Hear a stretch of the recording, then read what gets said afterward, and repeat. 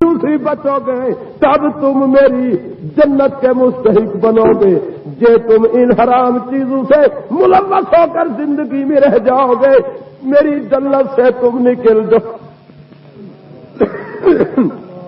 قرآن سچا ہے یا جھوٹا؟ بولو. قرآن نے کیا کہا؟ مومن پر شراب،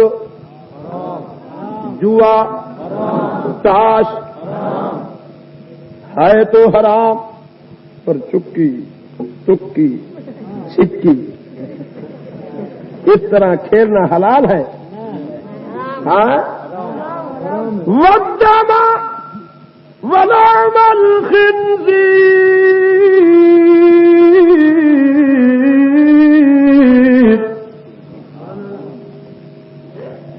جب آپ کہتے ہیں بسم اللہ اللہ اکبر،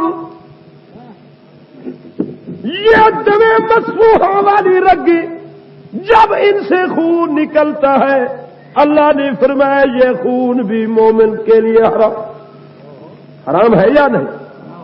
ہاتھ پر لگے تو جس ہاتھ پر یہ خون لگا ہے تکبیر بھی پڑی، اب اسی خون کے لگے ہوئے ہاتھ سے روٹی کھاؤ گے؟ بولو نہیں. آگے اللہ نے فرمایا وَلَحْمَ الْخِنزِيرِ،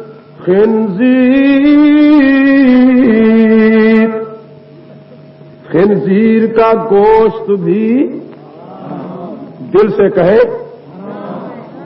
ایک میں سوال کرتا ہوں آپ پر، یہ وہ جانور ہے جو سارے دن دریا میں غسل کرتا رہتا ہے، اور یہ وہ جانور ہے جو زمین کی جڑیں نکال کر کھاتا ہے، اور یہ حرام نہیں کھاتا، مرغی ٹٹی کھاتی ہے.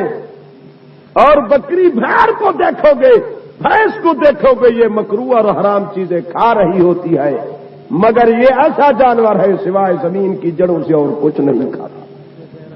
اور پھر تم کہتے ہو کہ حرام ہے.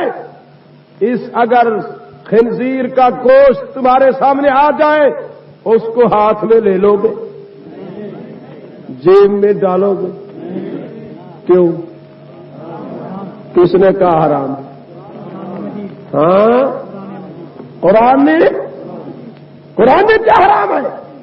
اگر بھائی قرآن نے کہا سور حرام ہے، خنزیر حرام ہے، تو تاش کے لیے بھی قرآن نے کہا کہ والانصاب، یہ بتوں کے تھان حرام ہے.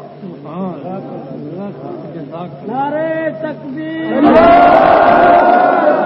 تاش تو تمہاری جیب میں پڑا ہے، اور سور کا گوشت آ جائے تو نفرت نہیں. لاہوری اچھا کر رہے ہیں، وہ دن کو تاش کھیلتی ہے، رات کو تازہ سور کا گوشت لے کر سالن پکا کر کھا جاتے ہیں، وہ بڑا اچھا کرتے ہیں. تو آپ لوگوں نے ایک چیز اپنائی، تاش کھیلا، خنزیر سے نفرت. یا تو خنزیر کا گوشت کھائے یا تاش چھوڑ دے. ایک نمبر. دوسرا نمبر، نبی کا فرمان مانو گے یا نہیں؟ بولو. میں آج بات ہی کروں گا مسائل پر، اور قرآن میں آج یہ تسلیم کراؤں گا کہ اس ٹھیڑی والے قرآن کو حقیقتاً مانتے ہیں یا نہیں مانتے. میری سیاست ہی اسی میں آئے گی، مذہب بھی اسی میں آئے گا. اب سن لو، اگر آپ تاش کو حرام سمجھتے ہیں تو پھر آپ کی جیب میں کیوں؟ اب سبز گنبد والے کا فرمان مانو گے کہ نہیں؟ اس نبی نے فرمایا جو تاش کے پتوں کو ہاتھ لگاتا ہے، جو جوا کھیلتا ہے، وہ اس طرح سمجھے کہ میں نے سور خنزیر کی پیپ کے خون کے اندر یہاں تک ہاتھ ڈبو کر رکھے ہوئے ہیں، مسل رہا. نبی کا فرمان سچا ہے یا جھوٹا؟ سچا ہے. قرآن سچا ہے یا جھوٹا؟ یہ کہتا ہے خنزیر حرام ہے، ٹھیک ہے، ماں کا نکاح حرام ہے، ٹھیک ہے، مردہ حرام ہے، ٹھیک ہے، بولو یہ کہتا ہے تاش حرام ہے، جوا حرام ہے، ٹھیک ہے، اگر ٹھیک ہے تو ہاتھ کھڑا کرو کہ جوا آئندہ نہیں کھیلیں گے، تاش نہیں کھیلیں گے۔ نہیں یہ چھوٹے ہاتھ، یہ مولویوں نے ہاتھ کھڑے کیے، علماء نے، جو تاش کھیلتے ہیں شیری والوں میں اعتبار نہیں کرتا، جو تاش کھیلتا ہے وہ اٹھ کھڑا ہو آج قرآن کے سامنے قیامت کے میدان میں، قرآن اس کو بغل سے پکڑ کر جنت میں لے جائے گا۔ اٹھ کھڑا ہو کہ تاش نہیں کھیلوں گا، اٹھ کھڑا ہو میں ادھر یہاں نعرہ تکبیر، بس بیٹھ جاؤ، ماشاء اللہ ماشاء اللہ، بہت اچھا بھائی، آپ داڑھی والے بھی کھیلتے ہیں، ماشاء اللہ۔ نہیں یہ اس لیے اٹھے، یہ اس لیے اٹھے کہ کوئی کھیلنے والا بھی ساتھ اٹھ جائے، اس کی بھی نجات ہو جائے۔ فرمایا بسم اللہ الرحمن الرحیم،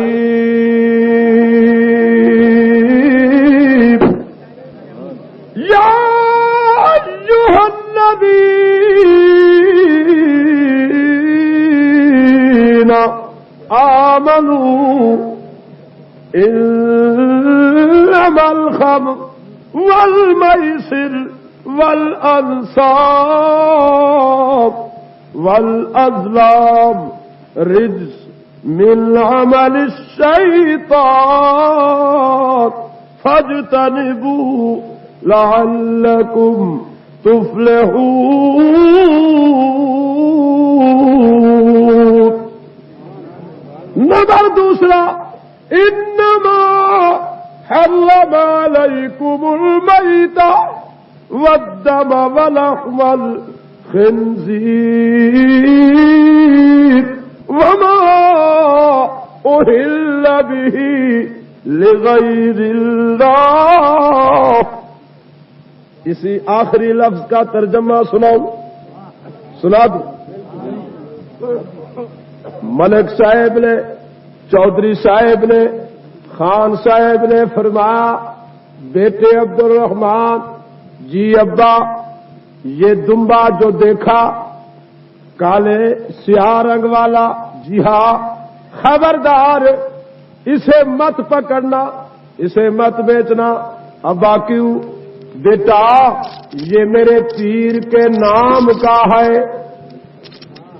یہ میرے پیر کے۔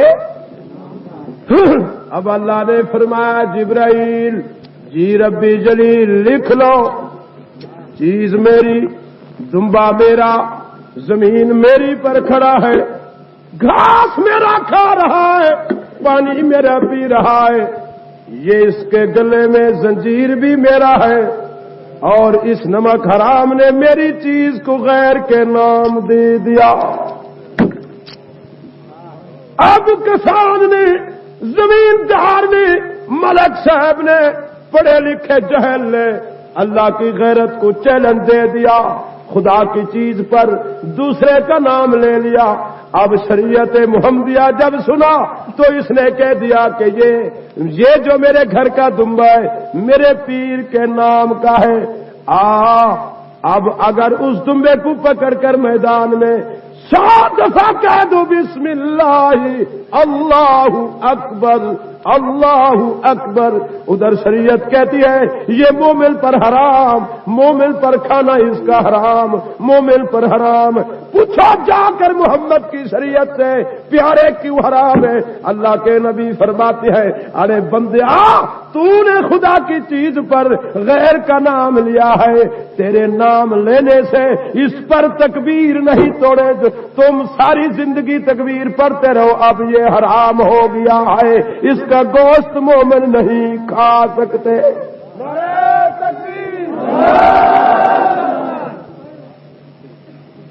اچھا پیارے تو کیسے دوں خیرات؟ نبی علیہ الصلوۃ والتسلیم نے فرمایا اگر دینا ہے رزق خدا کے نام پر اور ایصال ثواب بخشنا ہے باپ کے روح کو، تو اس طرح کہو کہ بیٹا یہ فلاں رنگ کا دمبا دیکھا، اس کو بیچنا نہیں، کیوں؟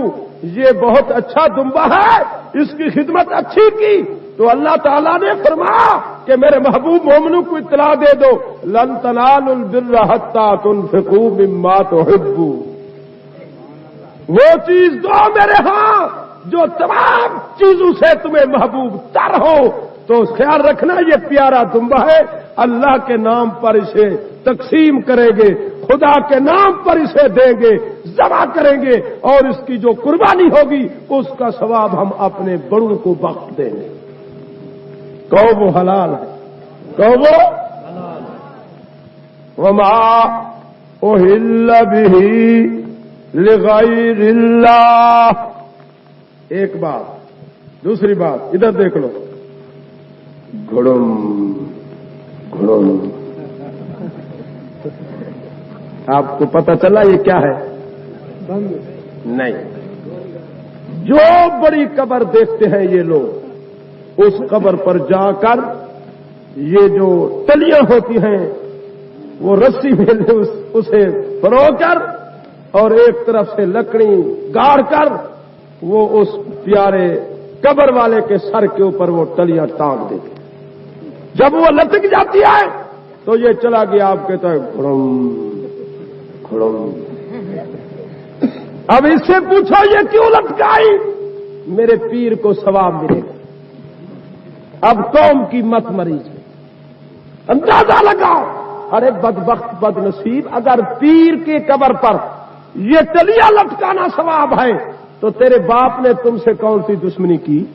اس کی قبر پر بھی 2 تلیاں ٹانگ دو، لٹکا دو، اور ماں کی قبر پر بھی 3 تلیاں لٹکا دو، دادے کی قبر پر بھی 1 تلی لٹکا دو، تاکہ وہ اس پر بھی وہ یہ کھڑکے کی آواز کرے گی، اسے ثواب پہنچے گا۔ اور جب تم مرنا مولوی اور قاریوں کو حافظ کو مت بلانا، تلیوں کو کھڑکانا تاکہ تمہارا بھی خاتمہ بالخیر ہو جائے۔ یہی کام کہتی ہے کہ یہ مولوی پھٹ گئے، گمراہ ہو گئے، کیوں؟ تمہیں سیدھا راستہ بتلاتے ہیں۔ اب میں آپ سے سوال کرنا چاہتا ہوں، آپ صبح وضو کر کے مصلی پر بیٹھ کر کے فرض نماز ادا کرنے کے بعد آپ ٹلی کو 100 دفعہ کھڑکائیں اور بجائیں اور پھر ہاتھ اٹھا کر کہیں اللہ اس ٹلی کا ثواب میرے بوڑھی ماں کے روح کو بخش دو، پہنچ جائے گا؟ جب تیری ماں بے نماز کو اس کا ثواب نہیں پہنچتا تو ولی اللہ کے روح کو کیسے ثواب پہنچے گا؟ دماغ تمہارا خراب ہو گیا کہ ہمارا؟ اور دوسرا ہی جماعت، دوسرا ٹولہ، دوسری گروہ، وہ کیا ہے؟ انہوں نے تبلے لے رکھے ہیں خوب، اور وہ بیگم ناچ کر رہی ہے۔ کہاں جا رہی ہو؟ میں پیر کی سلامی کرنے جا رہی ہوں۔ سبحان اللہ، کیا کہنا؟ اور یہ کیا کہتے ہیں؟ ہم نبی کے عاشق ہیں، ہم قرآن کو مانتی ہیں۔ اور قرآن کیا کہتا ہے؟ سناؤں تھوڑا سا کہ نہیں سناؤں؟ فرمایا بسم اللہ الرحمن الرحیم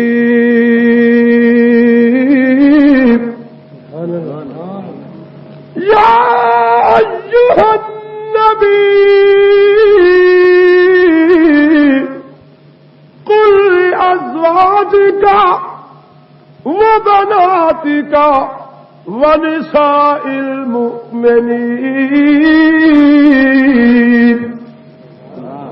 یدنین علیہن من جلابیبہن ذالک ادنی ان یعرفن فلا یؤذین وَكَانَ اللَّهُ غَفُورًا رَّحِيمًا۔ اب قرآن کیا کہہ رہا ہے؟ اے میرے محبوب، ذرا میری امانت میرے بندوں تک پہنچا دیجئے۔ اور سنو دنیا کے سرداروں، مولویوں، پیروں، اب دکھ کی بات عرض کرتا ہوں۔ میرے سینے کا دکھ اب تمہارے تک پہنچے گا، ناراضگی نہ کرنا۔ آج کل کے حاجیوں کی، مولویوں کی، پیروں کی بیٹیوں کو پردہ نہیں ہے۔ خان اور سردار کی بیٹی پر کیسے شکوہ کروں؟ جو میرے محبوب کی سنت رکھائی پھرتی ہے 10 دن انہیں حج کر دیا ان کی نوجوان بیٹیوں کو برقع نہیں ہے۔ سنا اگر تو نے اپنی بیٹی کو برقع نہیں دیا تو میرے محمد کو روزے میں تڑپا دیا۔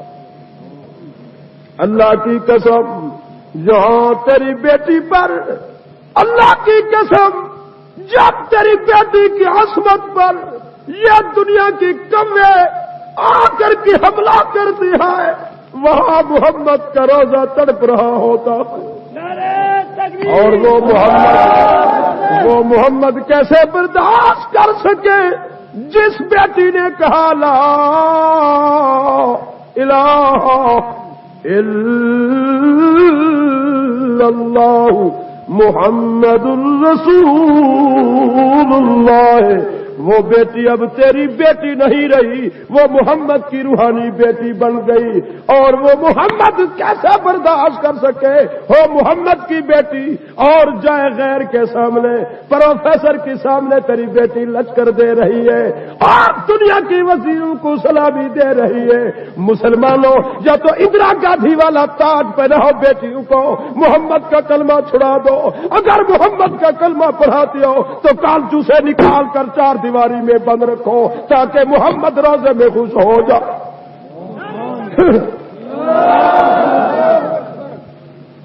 تمہیں شرم ہونی چاہیے۔ میں تم سے پوچھنا چاہتا ہوں نبی کی بیٹی تو دستخط نہیں کر سکتی تھی، کوئی عالم ثابت کر دے کہ نبی کی بیٹی دستخط کر سکتی تھی؟ اگر قیامت کے میدان میں تمہاری بیٹی کا دامن پکڑ لے فاطمہ الزہرا کہ میں یونیورسٹی کے اندر گئی تھی، میں کالج کے اندر گئی تھی، میں نے کسی غیر محرم سے سبق سیکھا تھا، میں نے کوئی دنیا کا ہنر سیکھا تھا جو تو نے سیکھا، اور تم غیروں کو سلامی دیتی رہی، ننگے سر ان کے سامنے کھڑی رہی، اور تم نے اپنی عصمت کو لٹایا، میرے ابے محمد کو روزے میں تڑپایا، تمہیں حیا اور شرم نہیں آتی؟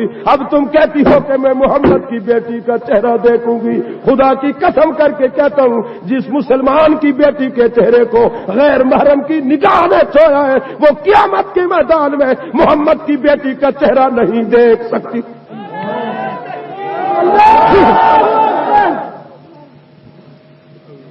یہ بات تو تم کو کون بتلائے گا؟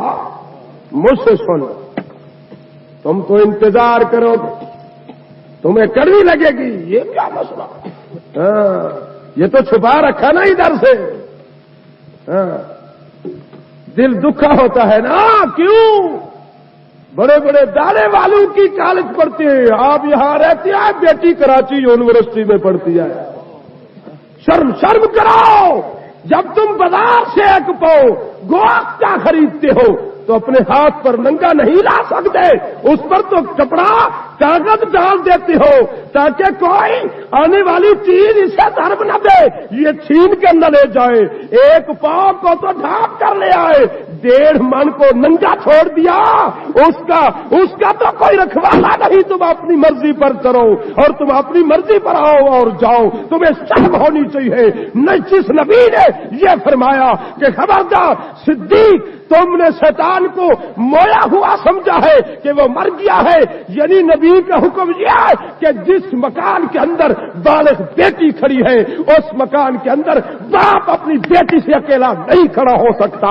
جب نبی نے یہ فرمایا تو یہ کہاں سے یہ قانون نکلا ہے کہ تم کلمہ محمد پر پڑھو، تیری بیٹی کراچی میں یونیورسٹی کے داخلے دے اور تم یہاں پاکستان کی سرزمین میں لاہور کراچی میں، لاہور اور ملتان میں یہاں زندگی بسر کرو، وہاں تیری عزت کو عصمت کو کودے لوٹے، محمد کو روزے تڑپاؤ، یا کلمہ چھوڑ دو، یا کلمہ چھوڑتے ہو تو کلمہ والے کی لاش ہے۔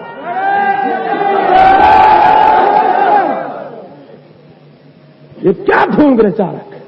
یہ عذاب کیوں ہے؟ یہ قہر خدا کیوں ہے؟ جس دن کے تم اور ہم بغیرت اور تجوس بنے ہیں اس دن کی اللہ تعالیٰ کی قہری ہم پر مسلط ہو۔ کوئی وزیر اعظم کا قصور نہیں، کوئی بھٹو کا قصور نہیں ہے۔ جب قوم کے بد کردار، بد عملیاں، بد طوفانیاں یہ عروج پکڑتی ہیں پھر اللہ تبارک و تعالیٰ انہیں سزا دیتا ہے۔ یہ ہمارا عملی نمونہ ہے جو ہمارے سامنے ہے. اب چیخ چلا رہا ہو. اب جدید ماحول کا کیا ہے، ذہن کیا ہے، ان کا نظریہ کیا ہے؟ یہ کہتے ہیں کہ بیٹی اور نوجوان جیسے امریکہ اور برطانیہ میں ہاتھ پکڑ کر اپنے دوست کا چلتی ہے، پاکستان کے جدید ماحول کی دنیا اب یہی نظریہ قائم کر رکھا ہے. مولویوں اس طرف کو چھوڑ دو کہ جس سیٹ پر ایک مرد بیٹھا ہے اس پر عورت نہیں بیٹھ سکتی. مولویوں تم کامیاب نہیں ہو سکتے، دل پاک ہو، بیٹھنے دو اس عورت کو. میں نے جواب دیا اگر تمہاری بہن ہو تم میرے ساتھ بیٹھنے دو گے؟ اس نے کہا میں بیٹھنے دوں گا. میں نے کہا یہ یہودیوں کا مسلک، یہ یہودیوں کا عقیدہ مقدس تمہیں نصیب ہو، ہم محمد کے غلام ہیں. جب تک جیے گے بیٹی کو بیٹی سمجھے گے، غیر کو غیر سمجھے گے. مفتی کی عزت، مفتی کی آبرو کیوں اچھی نہیں لگتی؟ یہی بات ہے.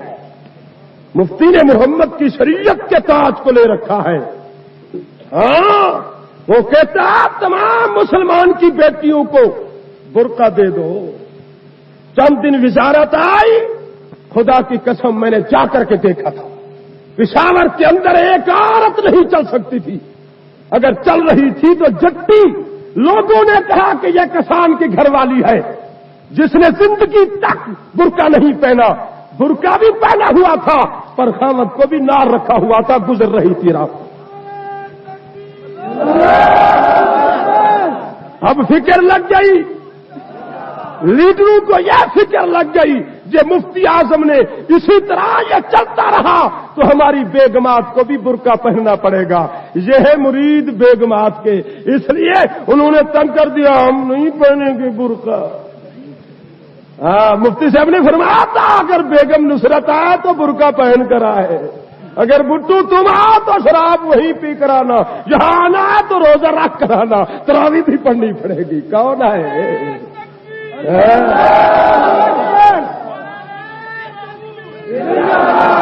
اس لیے ہم اچھے نہیں لگتے. اور کیا ہمارا قصور؟ ہم نے کون سا تمہارا مال لوٹا ہے اور ہم نے کون سی برائی تم سے کی ہے جو ہم کڑوے لگ گئے؟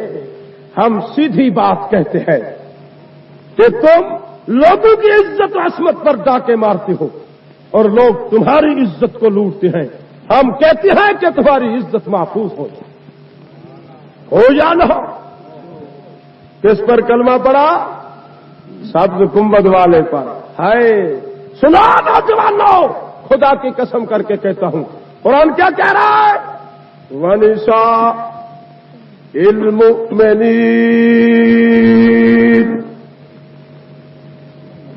وَنِسَاءِ الْمُؤْمِنِينَ. وہ کون مومنہ؟ ان